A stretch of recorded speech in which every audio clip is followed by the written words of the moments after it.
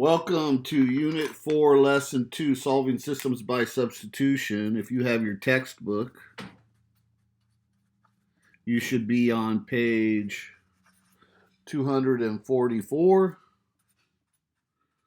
That's volume 1. All right, so we have an objective today. Students will solve a system of linear equations by the substitution method. This is a new method. There are actually 3 methods of solving a system of equations, and so you need to understand the procedure for each method.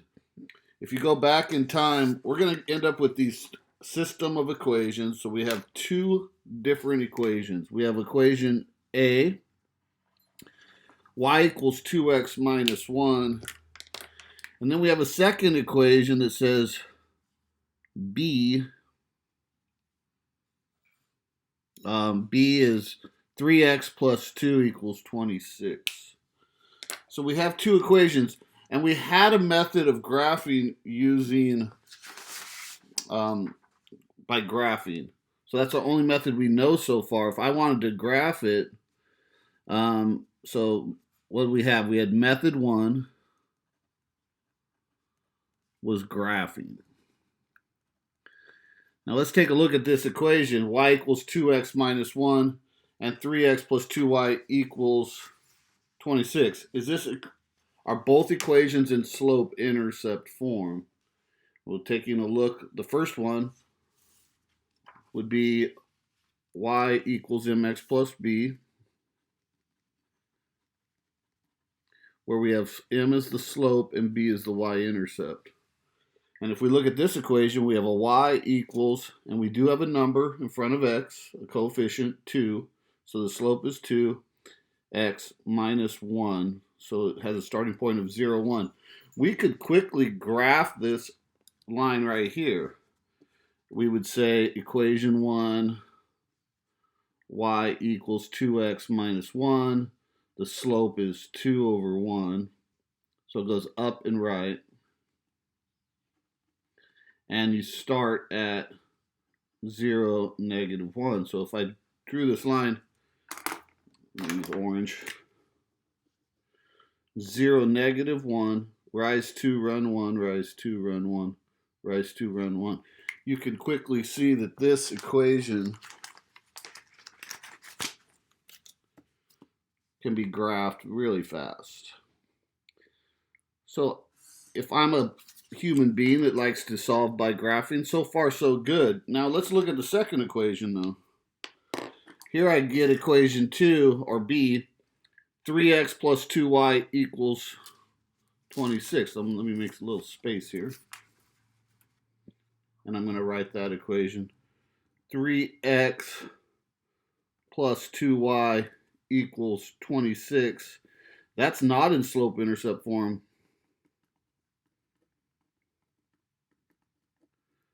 That equation is in standard form.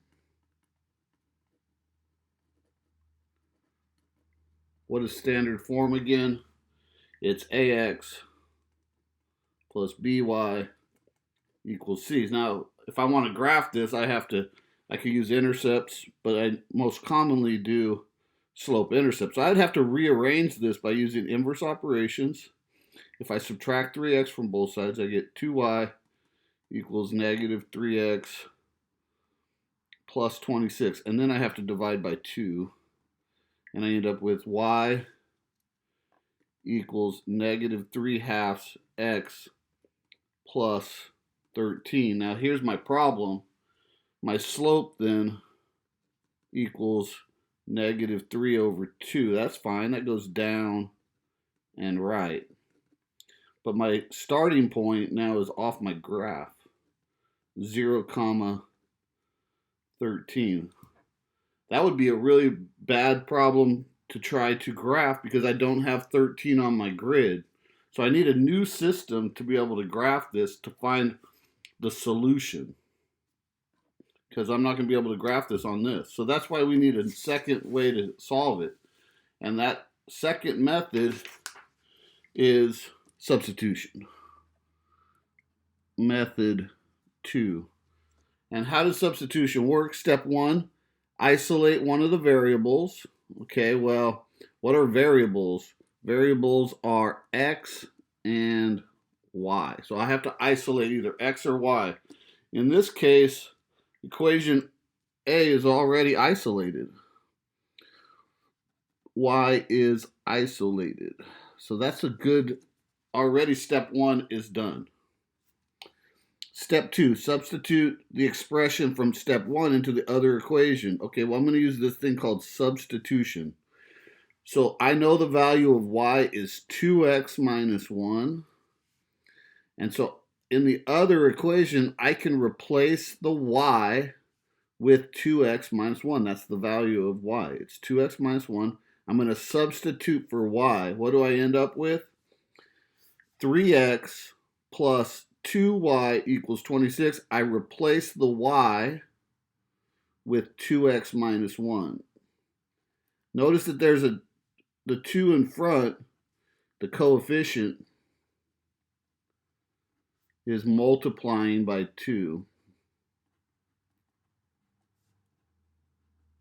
So when you substitute in for y for 2x minus 1, you have a multiplication here, and you have to distribute. Distribute times 2.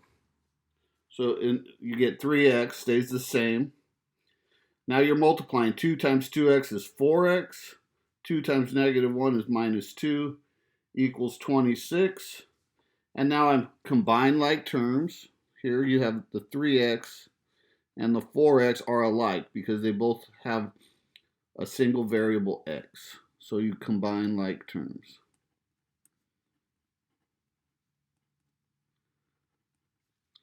3x and 4x make 7x. Notice I'm not doing inverse operations yet, not until here. Now I have a variable term and a constant, and I need to isolate the variable term. I need to isolate x, so I'm going to do inverse operations.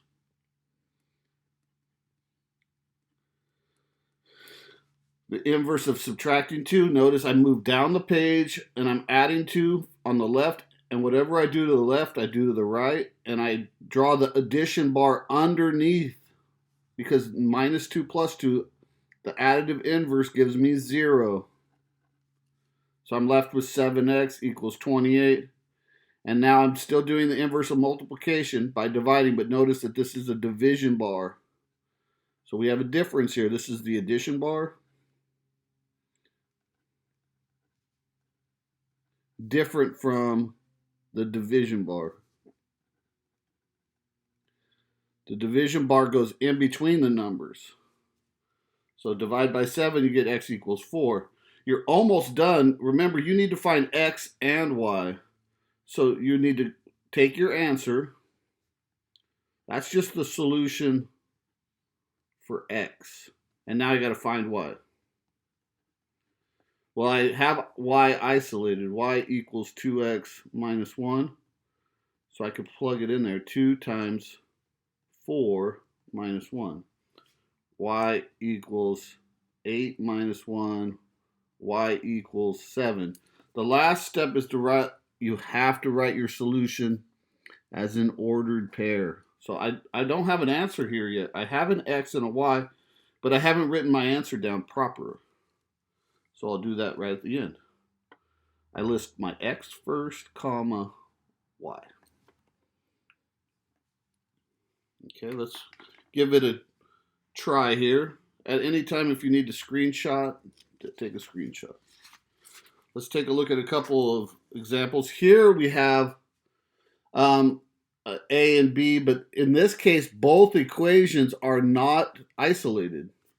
So take a look here. Here, you got to isolate one of the equations. So they chose equation A, and they did it to isolate y, they had to add 4x to both sides. That's an inverse operations. Okay? And it's okay to do inverse operations on variable terms. It doesn't just work for constants. You can remove an entire variable term. Negative 4x plus 4x is 0.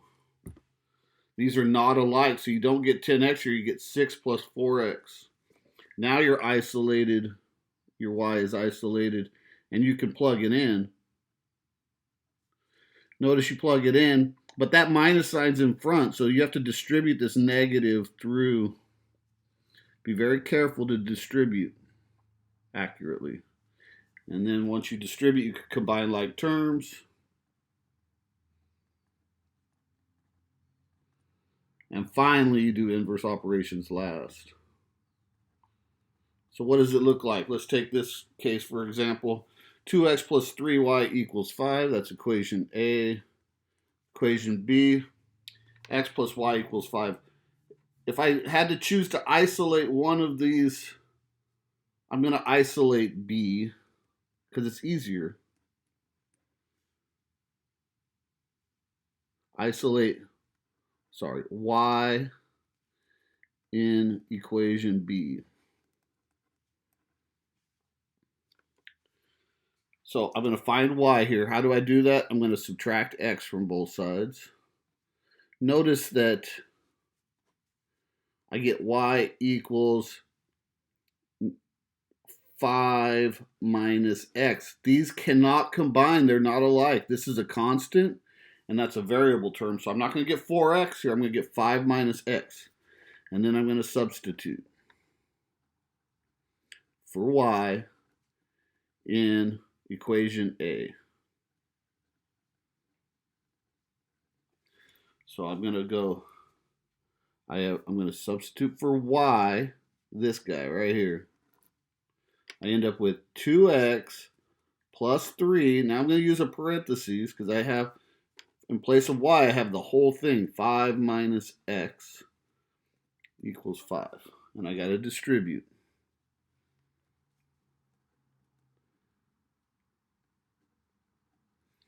I get 2x plus 15 minus 3x. 3 times 5 is 15. 3 times negative x equals 5. Here I get 15. Combine the like terms. 2 minus 3 is minus 1x. I'm going to subtract 15. I'm almost done. So I distributed. I combine like terms. And now I'm doing inverse operations. I have negative x equals negative 10. Now, I don't want negative x. I want positive x. So I'm going to divide by negative 1. Or you can multiply by negative 1. And I get my answer. X equals 10. I'm not quite done yet. I still need to get my answer for y. So I have x plus y equals 5. So 10 plus y equals 5. If I subtract 10, I get y equals negative 5. So my answer is 10, comma, negative 5. Okay. Now the last one. Again, there's no easy way to isolate y here. Instead we could isolate x. That would be hard also. So let's isolate this y right here. Okay, let's call this equation A and B. Okay, so the easiest way is probably just to add y to both sides. And I get 4x equals 2 plus y. And then I can subtract 2. And I get y equals 4x minus 2. So now I have a value for y. And I can use equation A. 2x plus 5 times 4x minus 2 equals y. I'm going to distribute the 5. 2x plus 20x minus 10 equals y. 22x minus 10 equals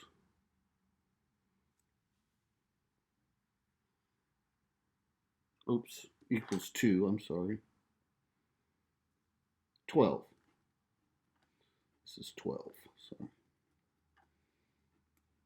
12, not y, 12. So I'm going to go ahead and add 10 here. And I get 22x equals 22. So x has to equal 1. So then I have, And you can start seeing, oh, wow, so the power of this is, look what I'm going to get for y. It might have been hard by graphing.